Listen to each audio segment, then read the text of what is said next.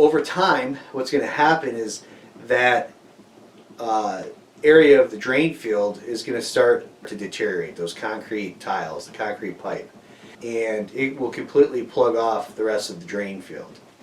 And you get to a point where the water just will not go away anymore, and it starts to back up into the septic tank and back up into the house.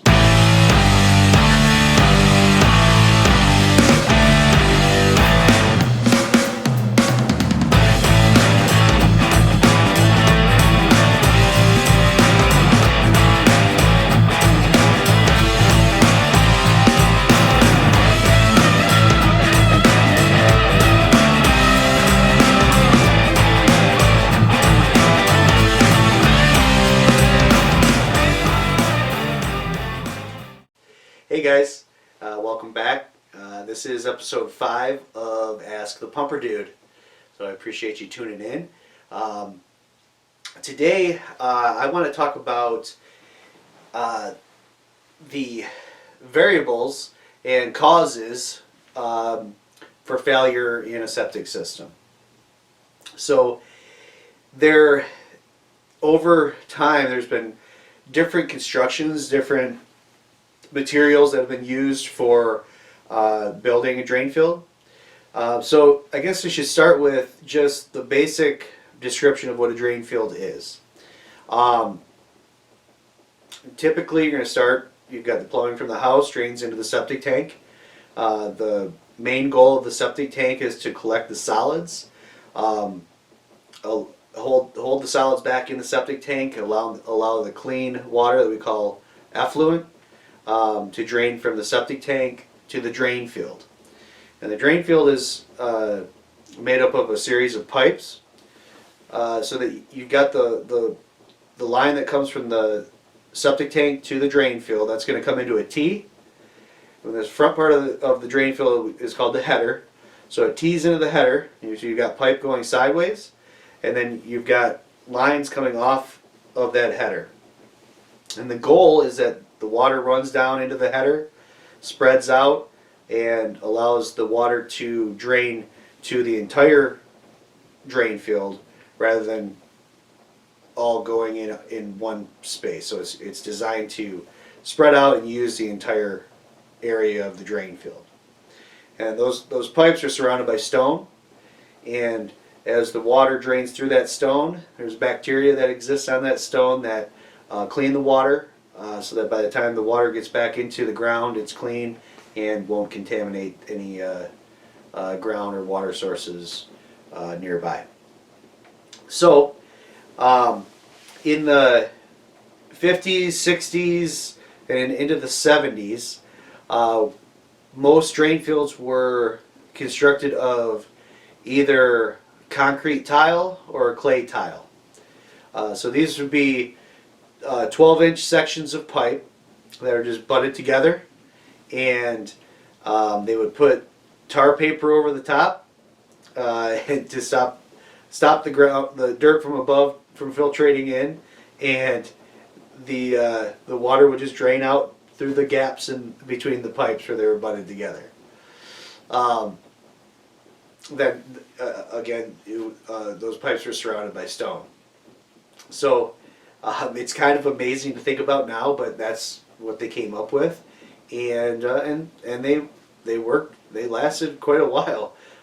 There's still certainly a lot of those systems that are they're still in service. So what we find, and this will lead us to the our first cause of failure that we'll find. This happens typically with those concrete tile fields. What we'll find is that because the water is just draining out of those gaps between the pipes where they're butted together, we'll find that the front part of the drain field gets saturated and gets a biomat buildup where it will no longer allow the water to drain properly at that point. And so the drain field starts to hold water, and what that causes is it cuts off the oxygen supply to the bacteria in that area of the drain field. So there's two types of bacteria that we find in a septic system. There's going to be aerobic bacteria and then the anaerobic bacteria. The aerobic bacteria is the good stuff, and aerobic means oxygen.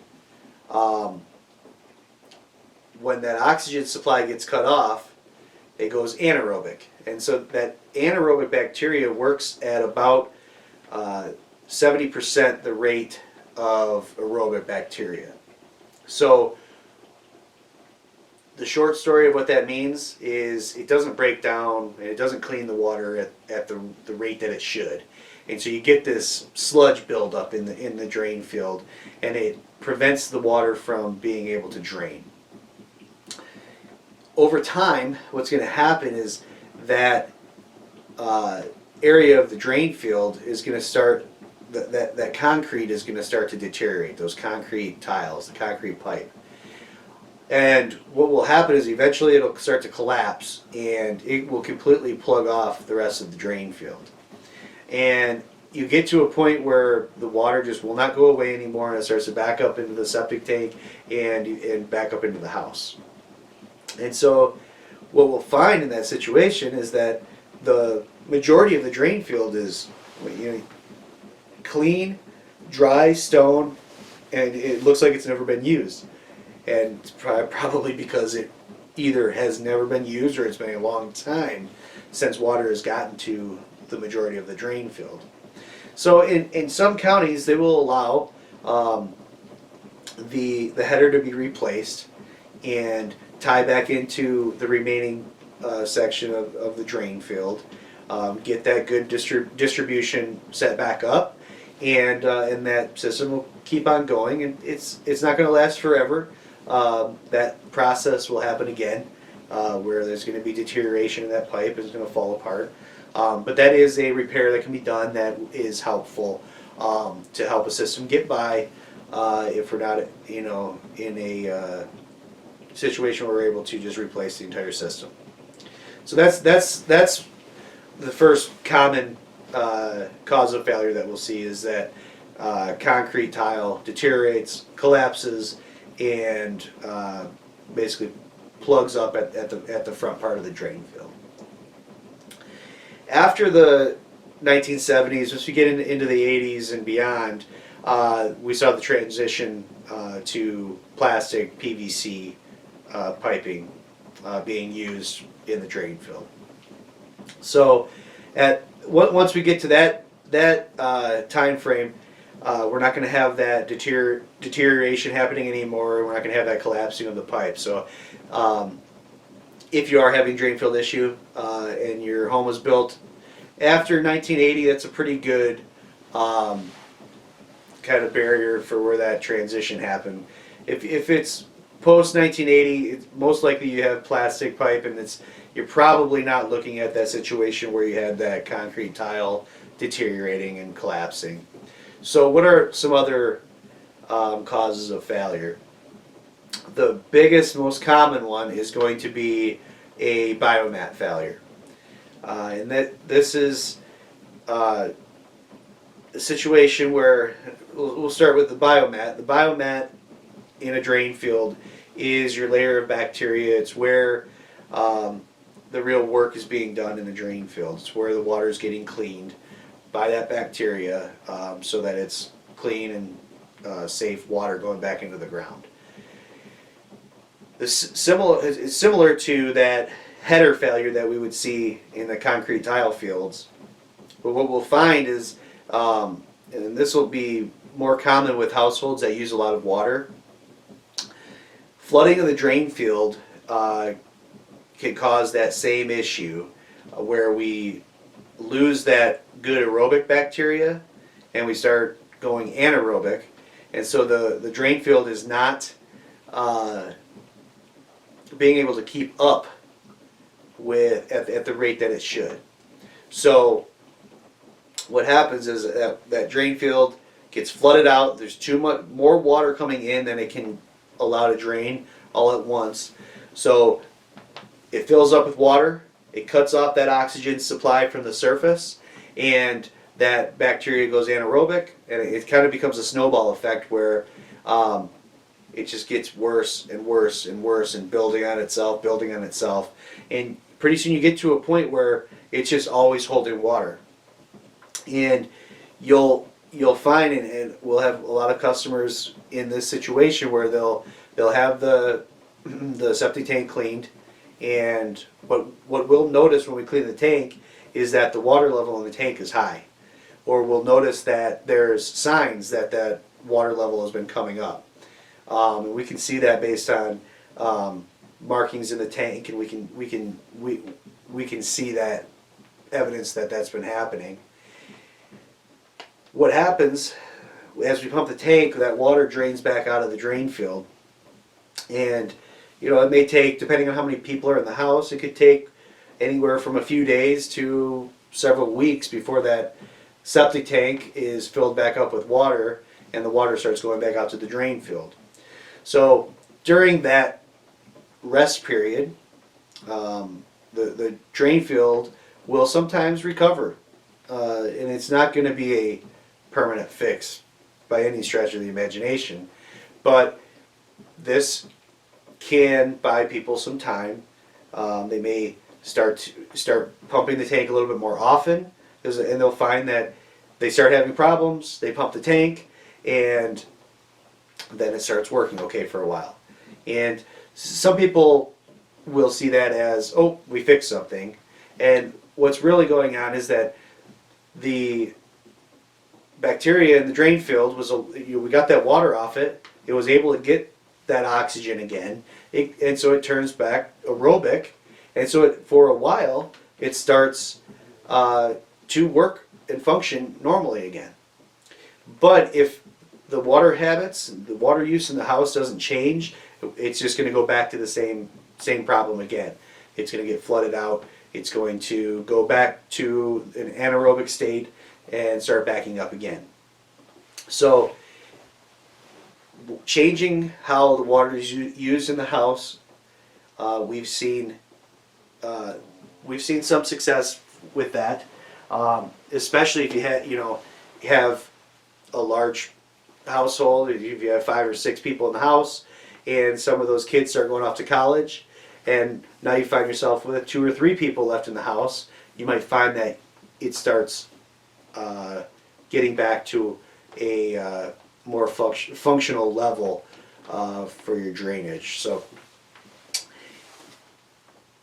not trying to give false hope. You're not going to typically just fix your drain field by having the tank pumped or changing something in the house for a little while. It doesn't typically happen that way, but it can at least, at a minimum, buy some time so you can start preparing for the cost and the timing of replacing the drain field. So that Biomat, I would say at least 60-70% of failures, maybe more than that, are going to be because of a Biomat buildup. Occasionally, we will see where roots will infiltrate the drain field and cause drainage issues. It's not as common as some people would think. You don't see it happening all the time, but we've seen evidence of it before, and especially with those concrete tile systems, you may see those roots overtake that header, especially when it's holding water and those roots are looking for that water. You'll see that sometimes, but sometimes you're seeing the evidence of the roots because of another issue, like it's holding water and it's attracted those roots. So you're not, you may have kind of a false diagnosis there that it's the roots that are the problem when it was actually something else that started, that brought the onset of the roots. But occasionally you'll find it. There's not a lot we can really do to eliminate roots. There are some products. The ingredient is copper sulfate. It's not a magic wand. It's not just going to make them disappear, but it can sometimes be helpful. And again, it's probably not going to fix the problem, but it can help get you by and buy you some time to be prepared to make a repair or a replacement. So roots, every once in a while you'll see them. Not as common, but there's really, you can try jetting out the lines, you can try snaking out lines, but the problem isn't usually in the lines itself. More often it's in the stone, and that's restricting the drainage, and that's where your real problem is. It's not like there's a root issue in a plumbing line we've got solids getting caught on roots and we need to remove the roots from the line and then it'll drain again. It's actually outside the pipe that is the issue. So there is no real fix for that other than removing it, and that's basically replacing the system. So it's kind of an all or nothing thing with roots. One other solution that I wanted to mention that we've seen some success with for a biomat failure. And again, remember, biomat failure is typically caused by a lack of oxygen getting to the bacteria. Aeration has been a real helpful tool for some customers, and the real basic explanation of it is basically like a fish tank bubbler. So there's going to be a we're going to have air being blown into the tank, which is going to introduce oxygen into the water. That's going to get pushed down the line to the drain field and kind of force that oxygen into the system.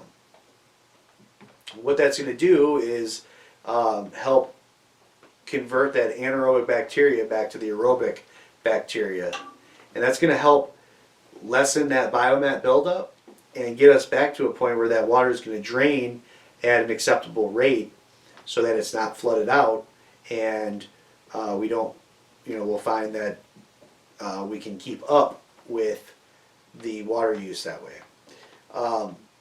We've seen several customers that had just, the drain field was completely flooded. I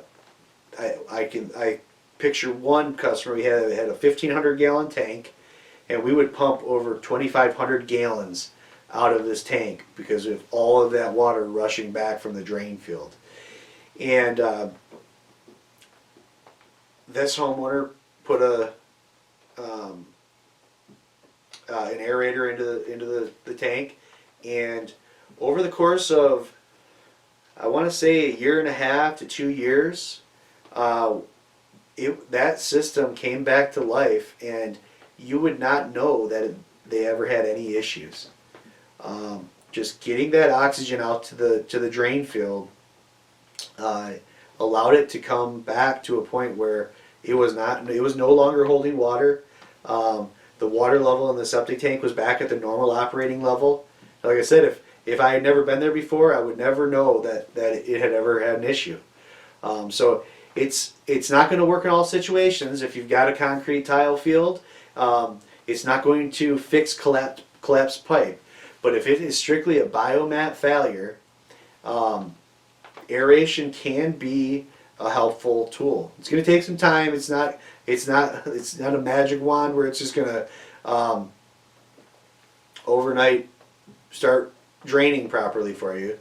But if you have time and you have a little bit of patience, you can change your water habits, your water use habits in the house. We've seen quite a few customers have some good success at getting their drain field to turn back around and start functioning again for them. So aeration is and aeration is actually something that has been incorporated into a lot of pre-treatment systems where soil conditions are not conducive to drainage. So they have to really get that effluent that's coming out of the tank very clean before it can get out there, so it will be able to get back into the ground. These systems will have a pre-treatment setup. It's basically a tank, and they use aeration as part of that process. So it's a technology it's been used for quite a while, and it has had some real good effects on systems for our customers. So that's something to think about, and we'll be happy to discuss with you if that's something that would be helpful for your system. But those are the big three: collapsed tile, biomat, and roots. Those are going to be your most common issues that you're going to find with a failing drain field, and those solutions can be helpful. Most of them are not going to be long lasting, but they're at least options that homeowners can have at their disposal, to get by for the short term until they're, so they can get prepared to do a full replacement if that becomes necessary in the future. So I appreciate you guys tuning in. I hope that maybe shines a little bit of light, maybe a little bit of hope for the short term if you are experiencing any issues, and we'd be happy. Leave us a comment. If you have any questions on your particular situation, I'd be happy to help address those for you, and give you a little guidance if that's needed. So let us know. We're here for you, and again, I appreciate you tuning in. Please subscribe. Make sure you don't miss any future episodes, and if this is helpful to you, I really appreciate it if you share it with your friends.